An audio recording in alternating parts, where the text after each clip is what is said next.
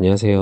오늘 하루도 잘 보내셨나요? 저는 오늘 굉장히 바쁘게 살았는데, 요즘 좀 정신없이 살고 있는데, 음, 하루를 내가 되게 바쁘게 정신없이 살면은 그 반대급부로 이제 밤에 좀 자기 자신에 대한 시간을 가지려고 늦게 자는 경향이 있는 것 같아요. 근데 실제로 이런 사람들이 꽤 많다고 하더라고요. 그래서 참 이게 어려운데, 충실히도 살고, 음, 잠도 잘 자야 된다. 라는 그런 생각이 들고 있습니다. 충실하게 사는 게 어찌 보면 뭐라 그러지? 이게 하나님의 길? 뭐 이런 거라고 하는데 제가 아직 성경에서 그렇게 구절을 좀 찾지는 못하고 있어요. 오늘 잡설은 길었고, 오늘은 이제 뭘 할 거냐? 제가 천주교랑 기독교랑 비교를 했는데, 개신교랑 비교했는데, 오늘은 개신교 내에서의 비교를 할 겁니다. 이게 우리 역사적으로 보면 천주교가 처음에 있었고 가톨릭이죠. 가톨릭이 부패를 하면서 종교개혁으로 루터에서 이제 개신교로 나오게 됐는데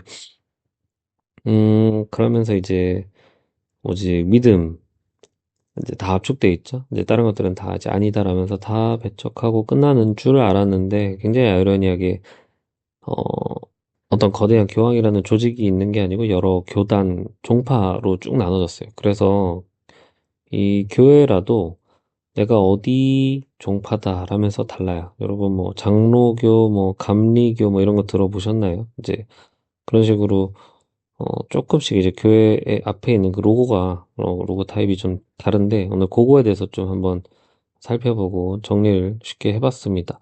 일단 첫째는 장로교입니다. 장로교 유명하죠. 요거는 말 그대로 이 장로가 중심이 되는 운영의 중심이 되는 그거를 이제 장로라고 합니다. 그래서 여기는 이제 성경을 신앙의 가장 중요한 기준으로 삼는다. 요거는 이제 개신교 기본 셋이고요.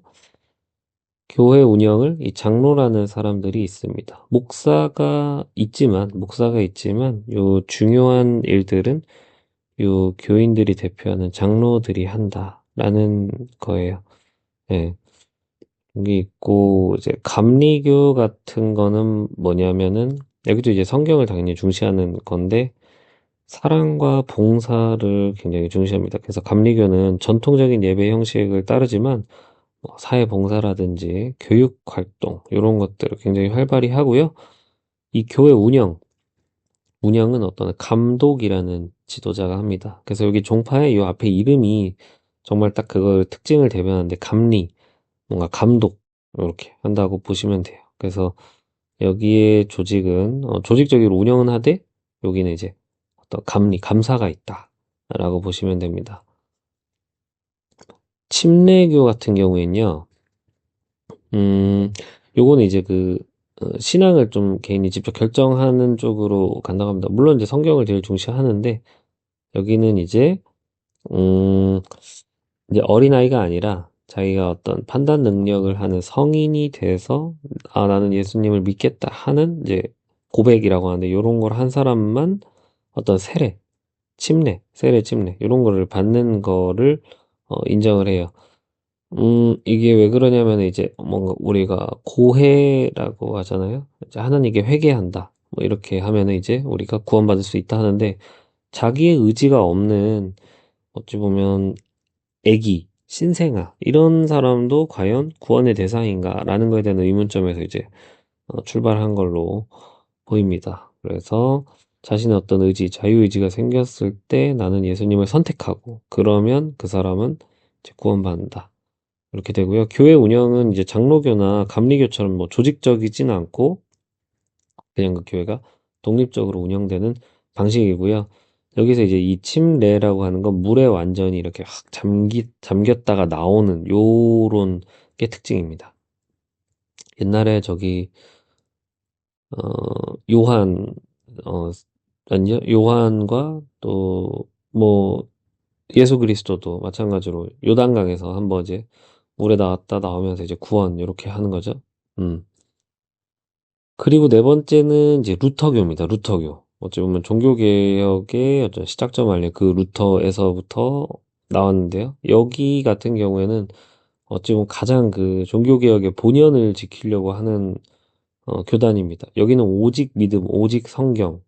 정말 이거를 그 옛날에 종교개혁부터 했던 그것만이 유지하는 방식입니다. 그래서 여기 같은 경우에는 뭐 믿음, 은혜 강조하고 전통적인 예배 방식도 따르고 있어요. 그리고 성찬 이런 것도 중시합니다. 또 다섯 번째가 성결교가 있습니다. 성결교.